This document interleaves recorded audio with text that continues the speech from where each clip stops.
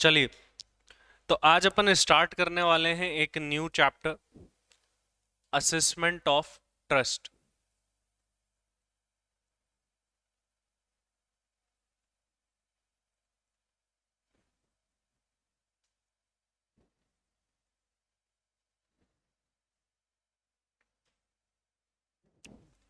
देखिए, assessment of trust head में इस चैप्टर में क्या है, हेड तो नहीं, असेसमेंट है। इसके अंदर क्या है बात करते हैं। देखिए,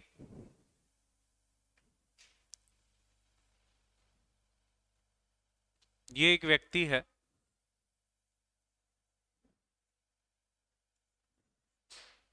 मिस्टर एक्स।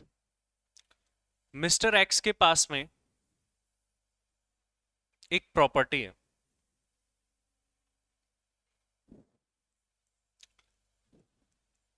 इस चैप्टर का जो वेटेज है एग्जाम में वो 4 से लेकर के 10 मार्क्स तक रह सकता है। और असेसमेंट ऑफ ट्रस्ट में दो पार्ट है, अपन आगे देखेंगे। एक चैरिटेबल एंड रिलीजियस ट्रस्ट है और एक बिजनेस ट्रस्ट है। दो टाइप के चैप्टर्स मिक्स यहां पर होंगे। मिस्टर एक्स के पास में एक बिल्डिंग है, ठीक है, ये ऑनर है इसकी। मिस्टर एक्स ने ये बिल्डिंग एक टेंपल के लिए दे दी। कोई ग्रुप ऑफ पर्सन थे उनको।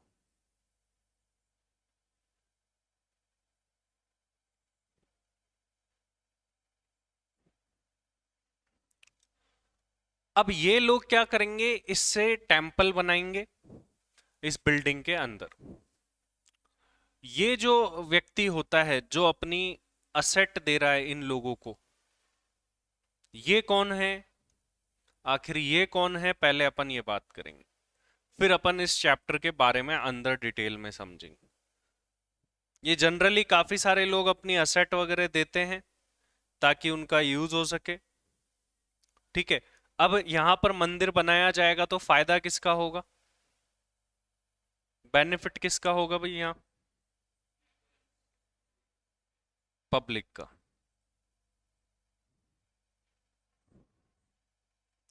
बेनिफिट होगा पब्लिक का।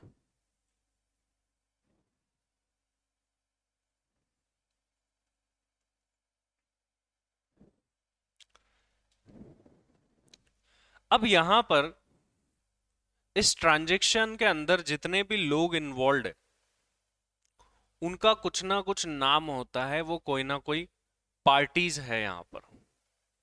जब कोई व्यक्ति अपनी कोई असेट किन्हीं ग्रुप ऑफ पीपल को दूसरों को देता है तो इन लोगों को किस बेसिस पर दी है? इन इस व्यक्ति को इन लोगों पर भरोसा होगा, ट्रस्ट होगा। तो ट्रस्ट की वजह से, भरोसे की वजह से इस पर्टिकुलर पर्सन ने अपनी असेट जो है वो इनको दी। तो ये जो लोग हैं जिन पर ट्रस्ट किया जाता है किसी दूसरे व्यक्ति के द्वारा और अपनी असेट या पैसा दिया जाता है, उनको बोला जाता है ट्रस्टी।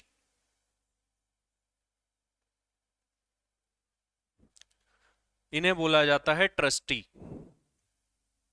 ये लोग क्या करेंगे, इस व्यक्ति की इस असेट का आगे यूटिलाइजेशन करेंगे और चलाएंगे, मंदिर बनाएंगे। और वहीं जो ये व्यक्ति है, ये लोग जिनको फायदा होगा इस असेट से, उसे बोला जाता है beneficiary.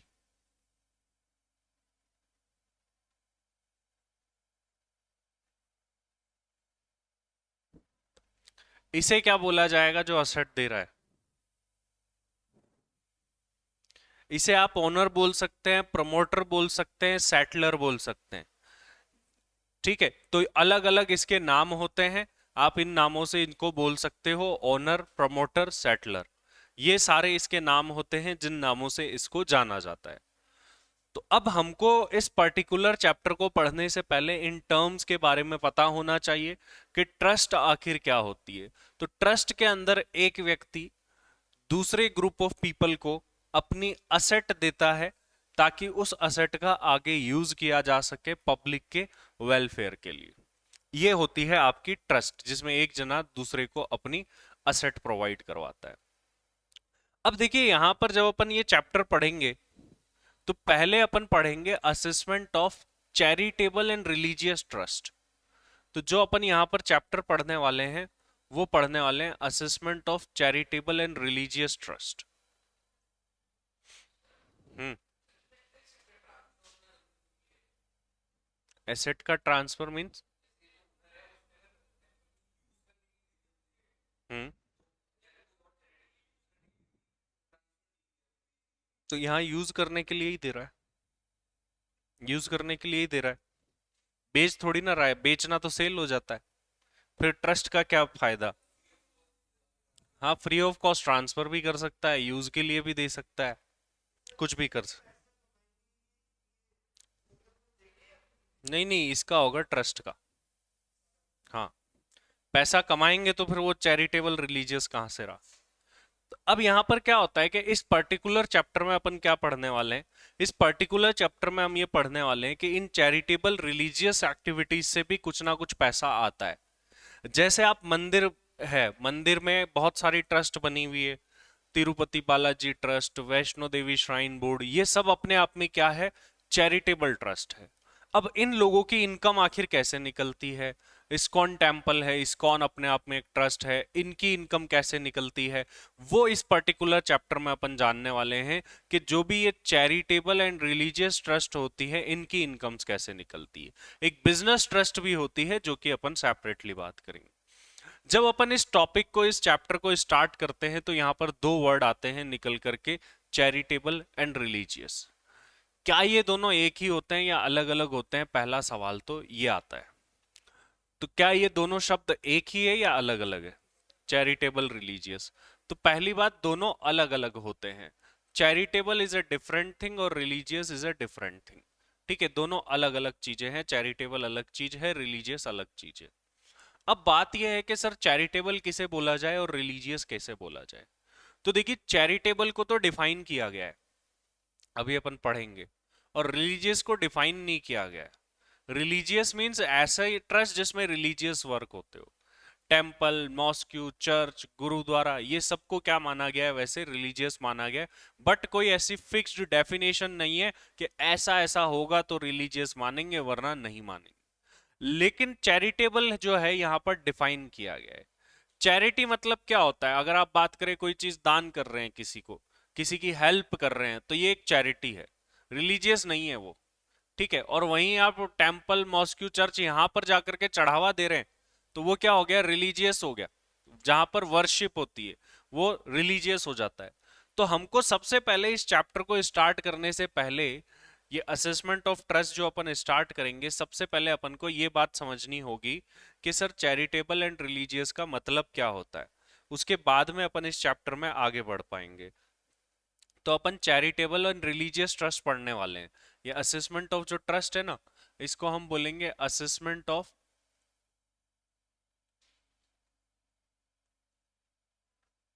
Charitable and religious trust.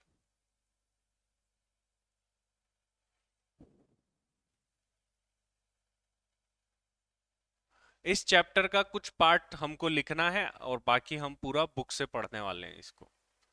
तो चैरिटेबल एंड रिलीजियस ट्रस्ट के बारे में तो पहले अपन ने एक डायग्राम बना ही लिया है, जिससे अपन ये समझ चुके हैं कि इसकी प्रोसेस क्या होती है, कैसे वर्क होता है, सब कुछ। अब अपन देखिए ये जानने वाले हैं कि आखिर चैरिटेबल एंड रिलीजियस का मतलब क्या है। कब किसी ट्रस्ट को ये माना जाएगा कि वो चैरिटेबल एंड रिलीजियस वर्क कर रही है? तो सेक्शन 2 क्लोज 15 जो है इनकम टैक्स एक्ट का बेटा, वो बताता है कि आखिर चैरिटेबल का मतलब क्या है। यहां पर देखिए बोला गया कि अगर आप रिलीफ ऑफ पुअर के वर्क में लगे, गरीबों के उत्थान में लगे, गरीबों की हेल्प करते हैं, तो इस टाइप की ट्रस्ट को माना जाएगा कि वो चैरिटेबल वर्क में लगी। मतलब ये लिस्ट में दिया गया कोई भी काम अगर आप करते हैं तो ये माना जाएगा कि आप क्या काम कर रहे हैं? चैरिटेबल वर्क कर रहे हैं। तो पहला वर्क जो है वो है रिलीफ ऑफ पुअर।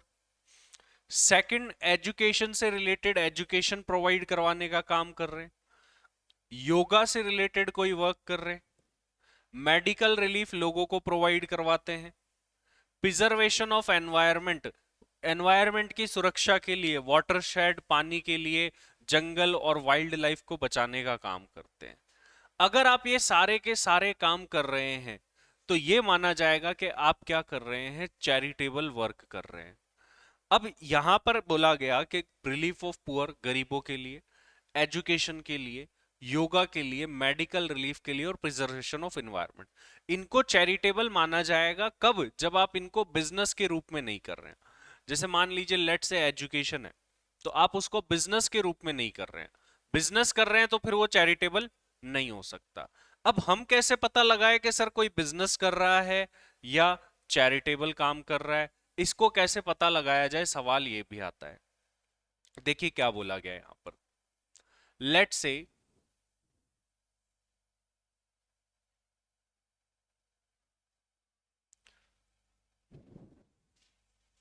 ये एक पर्टिकुलर ट्रस्ट है,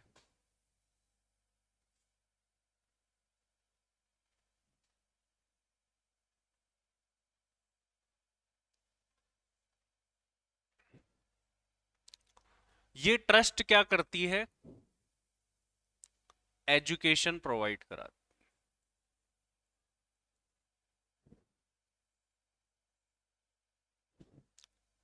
अब देखिए एजुकेशन प्रोवाइड करा रही है तो सर चैरिटेबल है, उनका बिल्कुल है, क्योंकि चैरिटेबल में नाम है इसका।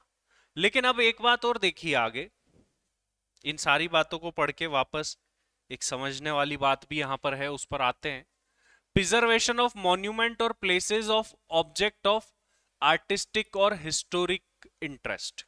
मॉन्यूमेंट वगैरह क्या है, मतलब मान लो कोई किला है, कुतुब मीनार है, ठीक है, आमेर का किला है, आप उनके प्रिजर्वेशन के लिए वर्क कर रहे हो, उनको बचाए, कि हमारी धरोहर है, इसको बचाने के लिए काम करिए, और काफी सारे एनजीओ ट्रस्ट इसके लिए ऑलरेडी काम कर रहे हैं। तो आप वाइल्ड लाइफ को बचाने के लिए, एजुकेशन को बचाने के लिए, रिलीफ ऑफ पुअर के लिए ऐसे काम कर रहे हो, तो क्या माना जाएगा कि आप चैरिटेबल काम कर रहे हो। और इसके साथ साथ एक और बात बोली गई कि advancement of any other object of general public utility, और कोई ऐसा काम कर रहे हो जिससे जनरल पब्लिक को फायदा होता हो, मतलब पब्लिक के वेलफेयर का कोई भी काम कर रहे हो। अब होता क्या है कि बाकी सारे पॉइंट तो ठीक है, इस पॉइंट का कई लोग गलत फायदा उठाते थे। कई लोग मान लो पानी की बोतल बेच रहे हैं, ठीक है, और पैसे भी कमा रहे हैं, बोल रहे हैं ये तो जनरल पब्लिक यूटिलिटी का काम है, ठीक है, हम तो चैरिटेबल काम कर रहे हैं। सर अब चैरिटेबल में आने से होता क्या है, चैरिटेबल में आने से काफी सारी एग्जम्पशंस मिल जाती है, तो वो एग्जम्पशंस का फायदा लोगों को मिल जाता है, तो वो चैरिटेबल और रिलीजियस में आना चाहेंगे। तो कई मान लीजिए कई लोग कोविड के टाइम पे मास्क बना के बेच रही है कंपनीज, और बोल रही है मास्क तो जनरल पब्लिक यूटिलिटी की चीज है, तो हम क्या कर, हमारी को चैरिटेबल मान लो और हमको एग्जम्पशन दे दो जो भी चैरिटेबल ट्रस्ट को मिलती है। तो काफी सारे लोग क्या करते हैं कि इस चीज का गलत फायदा उठाते हैं, वो एक्चुअल में बिजनेस कर रहे होते हैं बट उसको प्रेजेंट एज ए चैरिटेबल करते हैं। इससे होता क्या है कि अगर वो चैरिटेबल की डेफिनेशन में आ जाएंगे तो उनको अभी सेक्शन 11 में कुछ एग्जम्पशन है आगे, वो मिल जाएगी। सेक्शन 11, 12 एंड 13 जो है यहाँ पर अपन मेनली पढ़ने वाले हैं।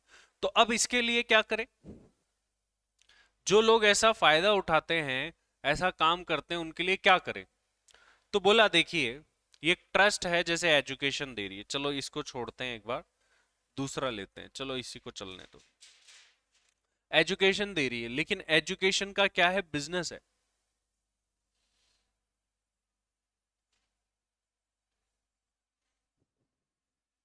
एजुकेशन का बिजनेस है। अब एजुकेशन का बिजनेस है इनका, और ये बोल रहे हैं कि हम क्या वर्क कर रहे हैं, हम वर्क कर रहे हैं चैरिटेबल। तो इस वजह से हमको क्या दे देनी चाहिए,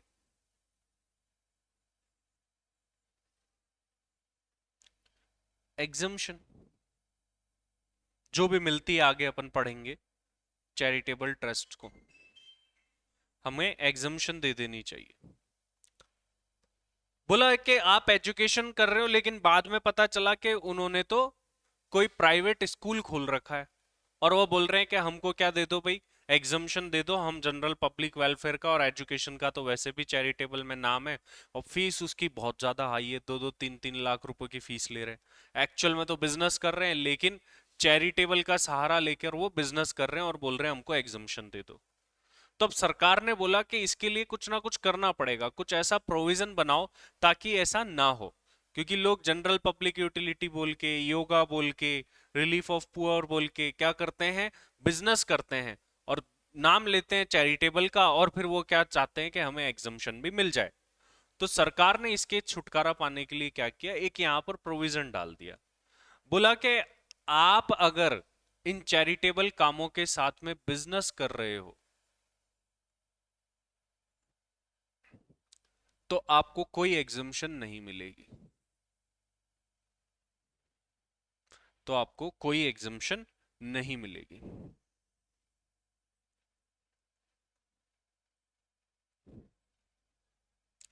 बोला आप चैरिटेबल काम कर रहे हो तो चैरिटेबल ही करो, बिजनेस मत करो। लेकिन जैसे ही ये प्रोविजन डाला तो इस्कॉन टेम्पल वाले दौड़े दौड़े आए, बोला सर हमारे टेम्पल के यहाँ पर हम बुक्स वगैरह भी सेल करते हैं। अब वो देखा जाए तो हमारे मेन मोटिव का ही सेकेंडरी मोटिव है, ताकि हम बता पाए लोगों को हम गीता की बुक सेल कर रहे हैं बाहर।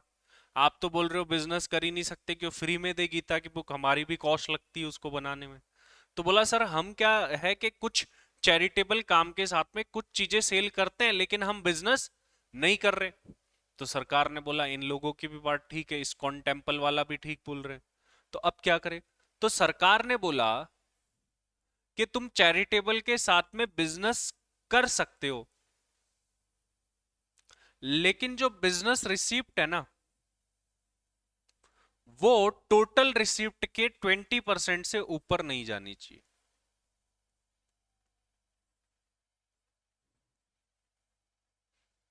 मान लीजिए इस्कॉन टेम्पल ने टोटल मिला के 100 रुपए कमाए, तो अपने बिजनेस से जो वो कमाएंगे वो 20 रुपए से ऊपर नहीं होना चाहिए।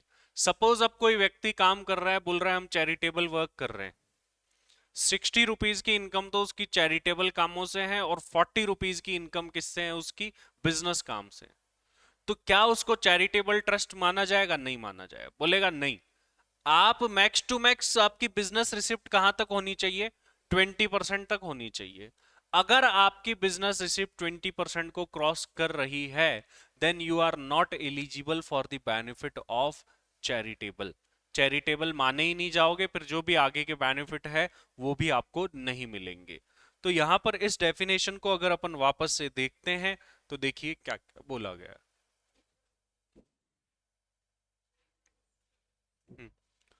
देखिए तो चैरिटेबल का मतलब क्या है भाई, अगर आप रिलीफ ऑफ पुअर के लिए वर्क कर रहे हैं, एजुकेशन के लिए वर्क कर रहे हैं, योगा के लिए वर्क कर रहे हैं, मेडिकल रिलीफ के लिए, एनवायरनमेंट को बचाने के लिए काम कर रहे हैं, या फिर प्रिजर्वेशन ऑफ मॉन्यूमेंट और प्लेसेस, आप हिस्टोरिकल प्लेसेस है, कुतुब मीनार हो गया, आमेर का किला हो गया, कोई भी ऐसे फोर्ट वगैरह हैं, उनको बचाने का काम कर रहे हैं, इनमें से आप कुछ भी कर रहे हैं तो क्या माना जाएगा कि आप क्या कर रहे हैं, चैरिटेबल काम कर रहे हैं। इसी के साथ साथ एक और बात बोली गई, कोई भी ऐसा काम जो कि किसके लिए हो, जर्नल पब्लिक के एडवांसमेंट के लिए हो, तो भी क्या माना जाएगा कि आप चैरिटेबल काम कर रहे हैं। लेकिन यहां पर एक बात बोल दी गई, देखो,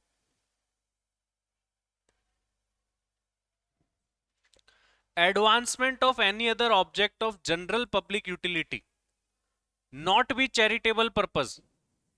किस पॉइंट के लिए बात बोली गई है, ये ओनली इसके लिए बोला। एडो ये जो है ये जनरल पब्लिक यूटिलिटी के वर्क को हम क्या नहीं मानेंगे, चैरिटेबल नहीं मानेंगे। अगर आप क्या कर रहे हो, ट्रेड कर रहे हो, कॉमर्स कर रहे हो या बिजनेस कर रहे हो, ठीक है, but it is treated as charitable purpose is aggregate received from business activities not more than 20% of the total receipt. मतलब क्या बोला गया, देखो कि आप जनरल पब्लिक यूटिलिटी का कोई भी काम कर रहे हो एडवांसमेंट का, अब उसके साथ में आप कोई भी ट्रेड कॉमर्स वगैरह activity, commercial activity, business activity कर रहे हो, तो फिर हम क्या आपको एग्जम्पशन नहीं देंगे, चैरिटेबल मानेंगे ही नहीं। बोला लेकिन एक एक्सेप्शन भी है। बोला अगर आप 20% तक, अगर आप 20% तक ही क्या कर रहे हो, बिजनेस कर रहे हो बस, तो हम आपको जो है चैरिटेबल कंसिडर कर लेंगे। देखो क्या बोला गया, as per CBDT there is no need to cancel registration just because business receive more than 20% exemption will not be available. मतलब क्या है, मान लो कोई आदमी ऐसा है 2 साल से तो वो 15-15% की रिसिप्ट थी उसकी, तीसरे साल में आकर के क्या हुआ कि तीसरे साल में उसकी जो बिजनेस रिसिप्ट थी वो कितनी हो गई, 25% हो गई। तो 25% हो गई तो वो चैरिटेबल में नहीं आना चाहिए। तो अब क्या करें, तो बोला क्या गया कि अगर मान लीजिए कोई 20% को क्रॉस कर रहा है, तो 20% क्रॉस करने से ऐसा नहीं होगा कि उसका लाइसेंस ही कैंसिल हो जाएगा, रजिस्ट्रेशन कैंसिल हो जाएगा। तो क्या होगा सर, बस उस साल में एग्जम्पशन नहीं मिलेगी। मान लो 2 साल तो आप 20-20% के अंदर ही थे, तीसरे साल में आपने 20% को क्रॉस करा, तीसरे में एग्जम्पशन नहीं मिलेगी, चौथों में फिर से 20 के अंदर आ गए, फिर से एग्जम्पशन मिल जाएगी। ठीक है, तो ध्यान रखना कि अगर आप इस 20% को क्रॉस करते हो तो आपको उस पर्टिकुलर ईयर के लिए एग्जम्पशन नहीं मिलेगी, लेकिन रजिस्ट्रेशन आपका वैलिड रहेगा, रजिस्ट्रेशन कैंसिल नहीं होगा इस बिहाफ पे कि आपने 20% क्रॉस कर लिया तो रजिस्ट्रेशन आपका कैंसिल कर दिया जाए। तो this is the meaning of charitable, कि आप इनमें से कोई भी काम कर रहे हो तो चैरिटेबल हो, जनरल पब्लिक एडवांसमेंट का काम कर रहे हो तो भी चैरिटेबल हो, और जनरल पब्लिक के साथ में लेकिन काफी सारे लोग बिजनेस भी करते थे, तो क्या बोला गया कि भाई जो जनरल पब्लिक वाला है उसके अंदर तुम 20% तक तो बिजनेस रिसिप्ट है तो चलेगा, इससे ज्यादा बिजनेस रिसिप्ट है तो नहीं चलेगा आपका। तो ये ध्यान रखना, ये 20% वाला पॉइंट जी वाले के लिए है, बाकी वाले के लिए नहीं है। इस बात का आप स्पेशली ध्यान रखना, 20% वाली जो बात बोली गई है वो only and only for general public advancement वाले के लिए। अब देखिए बात आती है, सर हमने चैरिटेबल का मतलब तो देख लिया, अब रिलीजियस का मतलब क्या होता है। तो देखो रिलीजियस को वैसे तो डिफाइन नहीं किया गया है, लेकिन यहां पर हमने एक जनरल सा मीनिंग देख लिया कि रिलीजियस का मतलब क्या होता है। Religious means a trust which is created for religious purpose, जैसे temple, mosque, church, gurdwara etcetera. तो आप इसको ऐड ऑन कर लीजिएगा बुक में अपनी, ठीक है, क्योंकि वहां पर इसका आपको मीनिंग नहीं मिलेगा, क्योंकि ये एक्ट में है ही नहीं, ये एक जनरल मीनिंग है जो यहाँ पर ऐड ऑन किया गया है। तो इसको आपको नोट करके रखना है, और इसके बाद की भी एक दो चीजें अपन को नोट करनी है।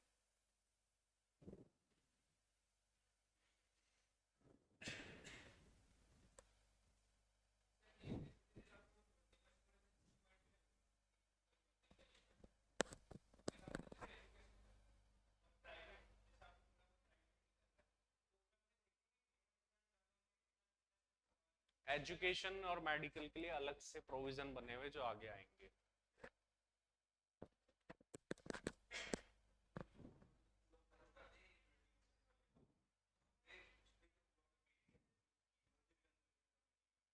हम्म।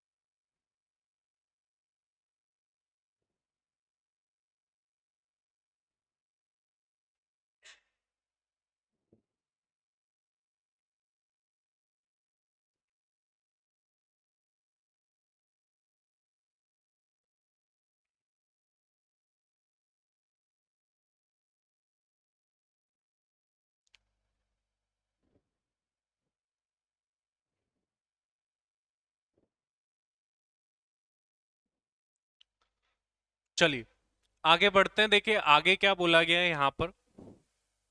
ये जो है ये भी अपन को ऐड ऑन करना है, नोट करना है, क्योंकि ये भी अपने बुक में नहीं है, ये एक एक्स्ट्रा पॉइंट है। क्या बोला गया देखिए, अगर कोई भी ट्रस्ट 1 अप्रैल 1962 या उसके बाद बनाई जाती है तो उसको ये कंडीशंस पूरी करनी होगी। क्या कंडीशन है सर? पहली कंडीशन क्या है? जो ट्रस्ट है वो किसी भी स्पेसिफिक कास्ट और कम्युनिटी का नाम लेके नहीं बनेगी। मतलब ऐसा नहीं है कि भाई यहां पर यही आ सकता है वो नहीं आ सकता, ठीक है, ऐसा नहीं बन सकता। हो सकता है प्रैक्टिकली लोग ऐसा करते हो, लेकिन as per record on law आप ऐसा नहीं कर सकते। सेकंड थिंग क्या बोली गई है कि जो भी इनकम ट्रस्ट कमाएगी वो इनकम डायरेक्टली या इनडायरेक्टली किसके पास नहीं जानी चाहिए? सेटलर, डोनर या असेट का जो भी ओनर था उसके पास में वो इनकम मूव नहीं होनी चाहिए। अगर ऐसा हो रहा है तो इनडायरेक्टली फिर आप बिजनेस ही कर रहे हो, तो ये बात भी यहां पर पूरी होनी चाहिए। फिर property of trust should be held only for charitable और रिलीजियस पर्पस। ट्रस्ट की प्रॉपर्टी को चैरिटेबल रिलीजियस पर्पस के यूज में ही लिया जाएगा। तो पहली बात तो क्या बन गई कि स्पेसिफिक कास्ट और कम्युनिटी के लिए नहीं है, सेटलर या डोनर को जो भी है कंसिडरेशन मूव नहीं होना चाहिए, और जो अगली बात बोली गई कि चैरिटेबल और रिलीजियस पर्पस ही होना चाहिए। तो इसको आपको ऐड ऑन कर लेना है। डोनर, सेटलर के ब्रैकेट में डोनर।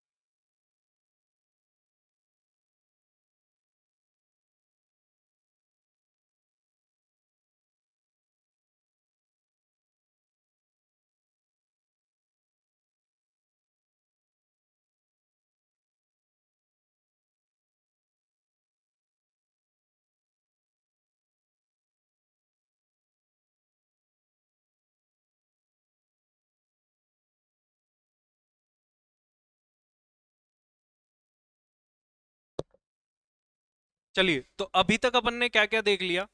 अभी तक अपन ने ये देख लिया है कि चैरिटेबल और रिलीजियस ट्रस्ट जो अपन पढ़ रहे हैं उसके अंदर चैरिटेबल का मतलब क्या होगा, रिलीजियस का मतलब क्या होगा, ये सिस्टम कैसे वर्क करता है वो देख लिया। और ये कुछ जरूरी बातें देख ली कि 1 अप्रैल 1962 या उसके बाद में कोई भी ट्रस्ट बनती है तो उसको ये बातें पूरी करनी होगी। क्या बात है? पहली बात यह है कि स्पेसिफिक कास्ट और कम्युनिटी के लिए नहीं बनेगी। दूसरी बात, बेनिफिट डायरेक्टली इनडायरेक्टली डोनर को नहीं पहुंचना चाहिए। तीसरी बात क्या बोली गई कि ओनली चैरिटेबल और रिलीजियस पर्पस के लिए ही उस असेट का यूज किया जाएगा। अब देखिए, चलिए आगे बढ़ते हैं। हम्म,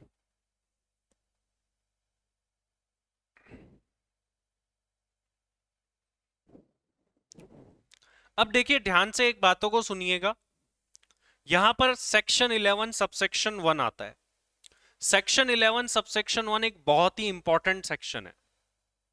अभी बस अपन को इसको समझना है। फिर अपन बुक से पढ़ेंगे इसको। देखिए क्या बोला गया है, चैरिटेबल और रिलीजियस ट्रस्ट जो भी पैसा कमाएगी, जो भी इनकम कमाएगी, ग्रॉस इनकम, जो भी इनकम वो कमाएगी उसमें से उसको 15% का, 15% का एक स्टैंडर्ड डिडक्शन मिलेगा। मतलब ये कि अगर किसी चैरिटेबल रिलीजियस ट्रस्ट ने 100 रुपए कमाए तो 15 रुपए का तो उसको क्या मिल जाएगा, स्टैंडर्ड डिडक्शन, इनकम कैलकुलेशन के लिए। तो बाकी उसकी इनकम कितनी बची, 85 रुपीज। 85 रुपीज को ट्रस्ट को अपने कामों के लिए, जिस पर्पज के लिए वो बनी है, उन्हीं पर्पज पे क्या करना पड़ेगा, अप्लाई करना पड़ेगा। मान लीजिए ट्रस्ट ने 85 रुपीज में से 70 रुपीज ही आगे अप्लाई करे, तो 70 रुपीज वो और डिडक्ट हो जाएंगे, बाकी जो 15 रुपीज बचे दैट विल बी टैक्सेबल।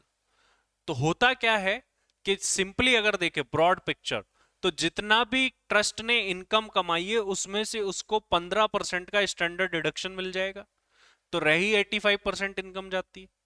अब जो इनकम रह जाती है उसमें से जो इनकम उन्होंने अप्लाई कर दी है, किसके लिए, जिस पर्पज के लिए वो बने, चैरिटेबल रिलीजियस पर्पज के लिए, वो इनकम क्या हो जाती है, लेस, और बाकी जो बचती है उस पर क्या लगता है, टैक्स लगता है, वो इनकम होती है टैक्सेबल। अब इसमें काफी सारे क्वेश्चंस बनते हैं, काफी सारी चीजें हैं जिन पर अभी अपन जाने वाले हैं, अभी तो ओनली ब्रॉड अपन ने देखा है। तो ये एक पॉइंट अगर अपन देखें तो यहां पर यही लिखा हुआ मिलता है, trust will get standard deduction 15%। अब देखो यहां पर बड़ा कंफ्यूजन सा चलता है, अलग अलग जगह अलग अलग मिल सकता है आपको ट्रीटमेंट। कई लोग तो, कई बुक्स में तो ग्रॉस इनकम में से 15%, 100 रुपए कमाए 100 में से 15% दिया जाता है। कई जगह ऐसा भी होता है कि भाई तुमने टोटल जितने कमाए उसमें से तुम्हारे पहले जो खर्चे कर दिए तुमने, मान लो 60 रुपीज अपने पर्पज के लिए लगा दिए, वो हटाते हैं, फिर जो इनकम बची उसमें से 15% देते हैं। ऐसा भी चलता है, लेकिन अपन को वो नहीं करना, अपन को 15% ग्रॉस का ही करना है, 100 का ही 15% करना है जो मैंने बताई है। अगर आप मान लीजिए कहीं इधर उधर से क्वेश्चन देखो, आपको वो भी मिल सकता है, लेकिन वो अपन को नहीं करना है। तो ये पहला पॉइंट है कि 15% की क्या मिलेगी, ट्रस्ट को डिडक्शन। अब एक बात और समझना, जो डोनेशन होते हैं, जो लोग ट्रस्ट को देते हैं, वो डोनेशन दो टाइप के हो सकते हैं। एक होता है जनरल डोनेशन और एक होता है कॉर्पस डोनेशन। दो टाइप के डोनेशन मिलते हैं ट्रस्ट को। एक को तो अपन क्या बोलते हैं, जनरल डोनेशन,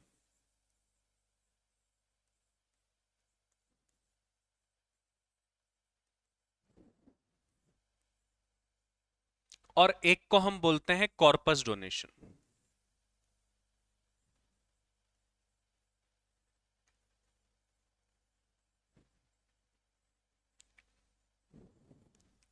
देखो जनरल डोनेशन क्या होता है भाई, जनरल डोनेशन ऐसा डोनेशन जो कि ट्रस्ट किसी भी पर्पज में लगा सकती है। ट्रस्ट को कोई मिला, पैसा मिला भाई कि ये हमारी तरफ से डोनेशन पकड़ो, बस बात खत्म, किसी भी पर्पज में लगा सकते हैं। लेकिन कॉर्पस डोनेशन क्या होता है भाई, कॉर्पस डोनेशन किसे बोला जाएगा उसके बारे में जानते हैं, और इंपॉर्टेंट भी है, एग्जाम में आ भी सकता है।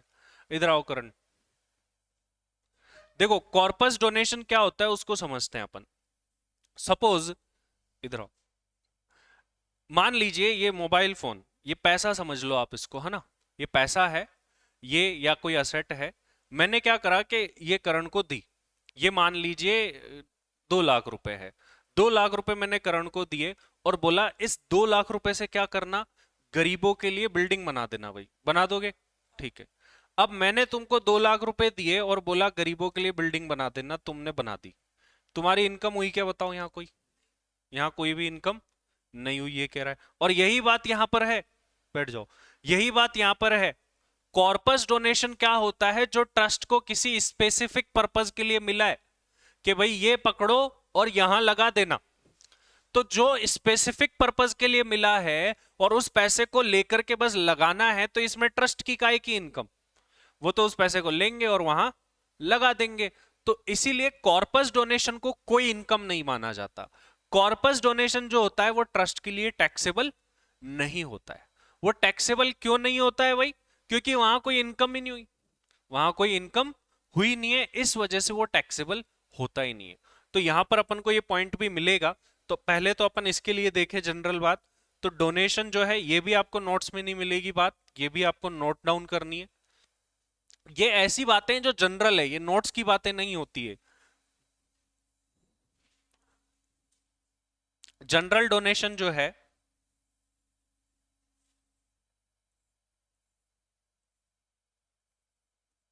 वो क्या होता है, which is given to trust for without specifying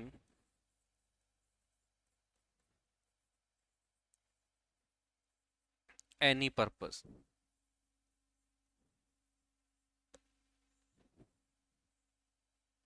बिना पर्पस स्पेसिफाई किए दिया जाता है।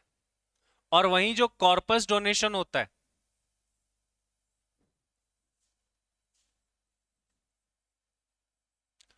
Corpus donation is given to trust for some specific purpose.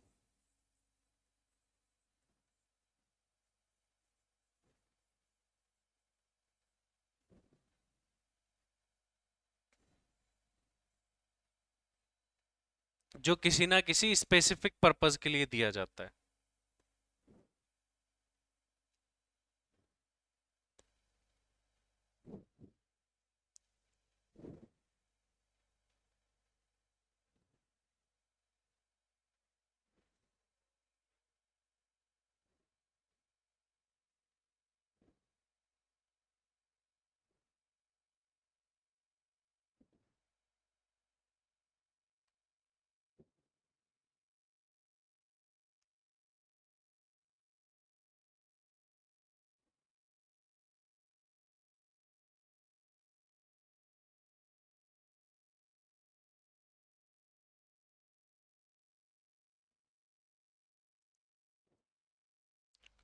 जो स्पेसिफिक पर्पस के लिए दिए जाते हैं।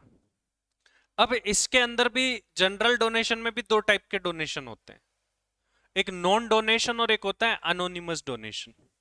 नॉन डोनेशन मतलब क्या, कि तुमको डोनेशन किसने दिया, ट्रस्ट को डोनेशन किसने दिया ये पता है अगर आपको, तो उसको बोलते हैं नॉन है भाई, ये डोनेशन पता है देने वाला।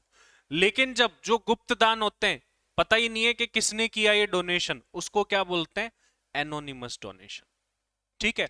तो ये जो जनरल डोनेशन होते हैं, देखो कॉर्पस में तो पता होगा क्योंकि अगला इंस्ट्रक्शन दे रहा है। इंस्ट्रक्शन दे रहा है मतलब हमको पता है कौन देके गया, ऐसा तो देगा नहीं इंस्ट्रक्शन। लेकिन इधर पता नहीं होता। तो इधर जो है नॉन डोनेशन और एक होता है एनोनिमस डोनेशन। एनोनिमस एक इंपॉर्टेंट है, आगे जाकर के इसके लिए प्रोविजन भी आने वाला है। बताइए ये बात क्लियर है आपको, यस और नो? ठीक।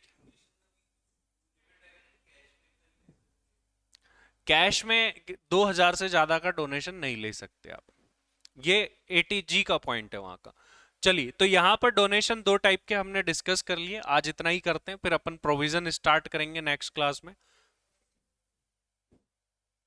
ये नोट नहीं करना है आप, ये नहीं करना है। कर लिया तो कोई इशू नहीं है, ऐसा कोई, ऐसा तो नहीं गलत काम कर लिया जिंदगी में।